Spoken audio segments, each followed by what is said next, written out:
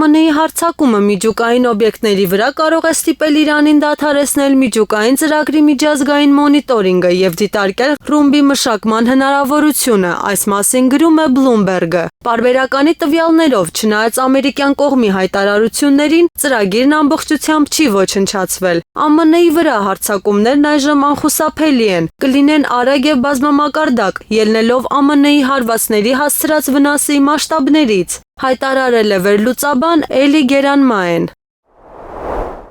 Իրանը ակնկալում է, որ Ռուսաստանը դեր կխաղա երկկողմ ռազմավարական գործընկերության վրա հիմնված, այս մասին հայտարարել է Իսլամական Հանրապետության ԱԳՆ պաշտոնական ներկայացուցիչ Էսմայիլ Բաղային։ Իրանը Ռուսաստանի հետ համապարփակ ռազմավարական գործընկերության շրջանակներում առանձնահատուկ ակնկալիքներ ունի այդ երկրից, ինչպես բազմակողմ մակարդակով, հատկապես ՄԱԿ-ի Անվտանգության խորհրդում, այնպես էլ տարածաշրջանային մակարդակով, ասել է դիվանագետը։ Իսրայելը իր ներդրումն է ունեցել Իրանի միջուկային օբյեկտներին ԱՄՆ-ի հարվածներում, իսրայելական ավիացիան ճանապարհ է մաքրել ամերիկյան B-2 ռմբակոծիչների համար, այս մասին հայտնում է Axios գործակալության հրապարակումը։ Ըստ տվյալների, ամերիկյան հարձակումից առաջ 48 ժամվա ընթացքում Իսրայելը ոչնչացրել է իրանական բազմաթիվ ՀՕՊ համակարգեր։